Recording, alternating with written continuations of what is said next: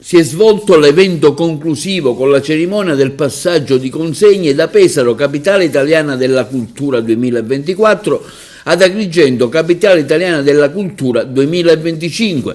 La cerimonia si è svolta nell'Auditorium Scavolini, tra i tanti interventi quelli del sindaco Andrea Biancani, del vice sindaco assessore alla cultura e al turismo Daniele Vimini, del prefetto Emanuela Saveria Greco, del presidente della regione Marche Francesco Acquaroli, del sottosegretario di Stato per la cultura l'onorevole Gianmarco Manzi e Matteo Ricci, europarlamentare nonché vicepresidente della Commissione Trasporti e Turismo ed ex sindaco di Pesaro.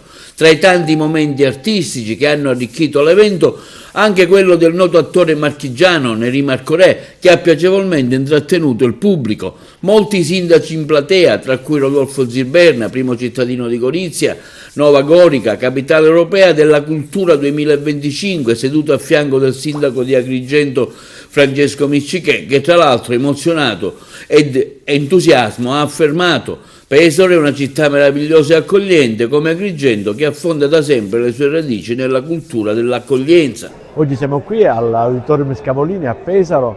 Pesaro ha concluso il suo anno, il 2024, come capitale italiana della cultura e mi ha dato oggi un testimone importante per Agrigento capitale della cultura del 2025. Cercheremo di emulare, di imitare quello che hanno fatto a Pesaro, sono stati bravissimi. Il testimone è passato ora ad Agrigento, quindi da oggi Agrigento ufficialmente è capitale italiana della cultura del 2025. Il 18 di gennaio noi ospiteremo il presidente Sergio Mattarella per l'inaugurazione ufficiale di questa meravigliosa avventura e che dire, viva Pesaro e viva Agrigento!